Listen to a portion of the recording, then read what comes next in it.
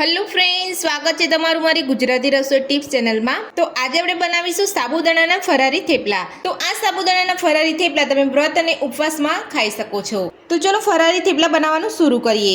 તો ફરારી થેપલા બનાવવા માટે મેં અહીંયા એક વાટકી સાબુદાણાને 5 થી 6 કલાક માટે પલાળી રાખ્યા હતા અને પાણી પણ આપણે અહીંયા કાઢી લીધું છે।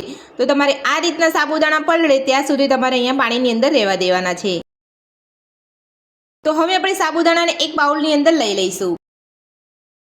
તો પલાળેલા સાબુદાણાને આપણે એક વાસણની અંદર લઈ લીધા છે। તો હવે આપણે તેની અંદર 2 બાફેલા બટાકા છીણીને ઉમેરી લઈશું।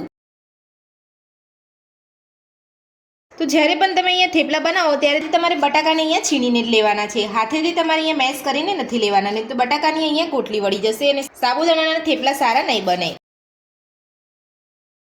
તો 2 બટાકા આપણે અહીંયા બાફેલા છીણીને લઈ લીધા છે। તો હવે આપણે તેને 2 મિનિટ માટે સાઈડ પર રાખીશું અને હવે આપણે એક મિક્સર જારની અંદર અડધી વાટકી જેટલા સાબુદાણાને પીસી લઈશું।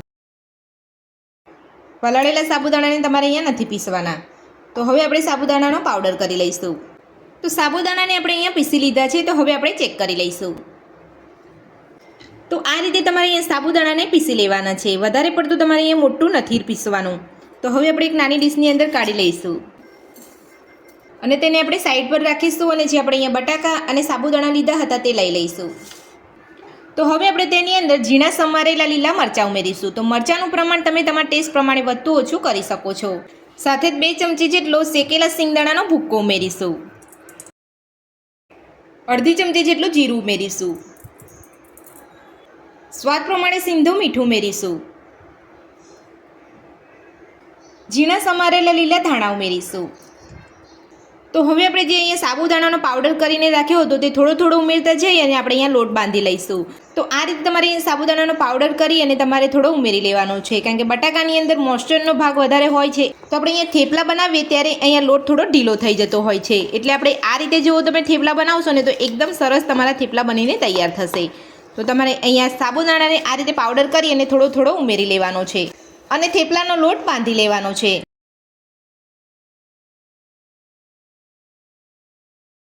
તો સાબુદાણાનો બધો જ પાવડર આપણે અહીંયા ઉમેરી લીધો છે।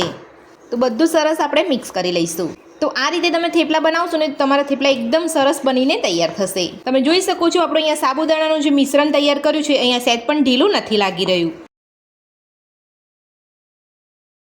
તો નોર્મલ થેપલાનો લોટ બંધાય એવો જ આપણે અહીંયા થેપલાનો લોટ સરસ બંધાઈ ગયો છે। તો ફરારી થેપલાનો લોટ બંધાઈને આપણો અહીંયા તૈયાર છે। તો હવે આપણે એને 5 મિનિટ માટે ઢાંકીને રહેવા દઈશું। તો ફરારી થેપલાના લોટને ઢાંકી અહીંયા 5 મિનિટ જેટલો સમય થઈ ગયો છે। તો હવે આપણે ચેક કરી લઈશું। તો લોટ આપણો અહીંયા સરસ સેટ થઈ ગયો છે। હવે આપણે તેની અંદરથી એક લુઓ લઈ અને થેપલું બનાવી લઈશું। તો થેપલું બનાવવા માટે મેં અહીંયા એક પ્લાસ્ટિક લીધું છે। તો પ્લાસ્ટિકની ઉપર આપણે થોડું તેલ લગાવી લઈશું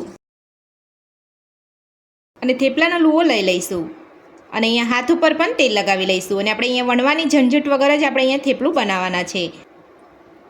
તો આ રીતે આપણે અહીંયા તેલ લગાવી લેવાનું છે અને હાથની મદદથી જ આપણે અહીંયા થેપલું બનાવવાનું છે।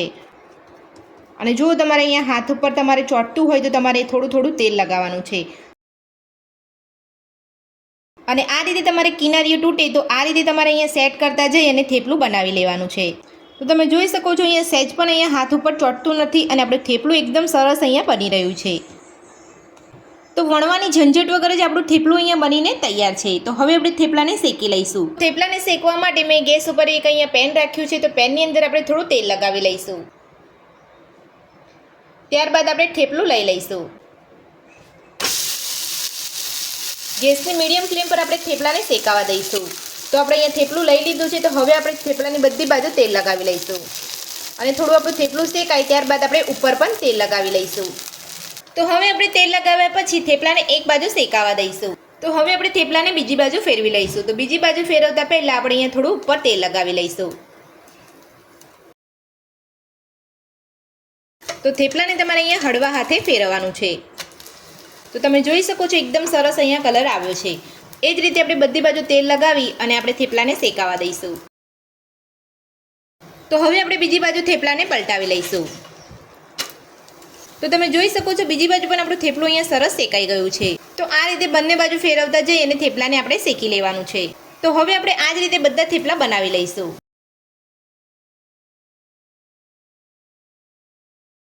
તો સાબુદાણાના ફરારી થેપલા બનીને આપણા તૈયાર છે અને આપણે અહીંયા એક પ્લેટની અંદર સર્વ પણ કરી દીધા છે. તો આ સાબુદાણાના ફરારી થેપલા તમે દહીં સાથે, ચટણી સાથે અને ચા સાથે પણ ખાઈ શકો છો. ફરારી થેપલા બનાવવાની રીત તમને મારી કેવી લાગી મને કોમેન્ટ બોક્સમાં કોમેન્ટ કરીને જરૂરથી જણાવજો. આજની રેસીપી પસંદ આવી હોય તો વિડીયોને લાઇક કરજો, ચેનલને સબસ્ક્રાઇબ કરજો, તમારા મિત્રોને જરૂરથી શેર કરજો. Thank you.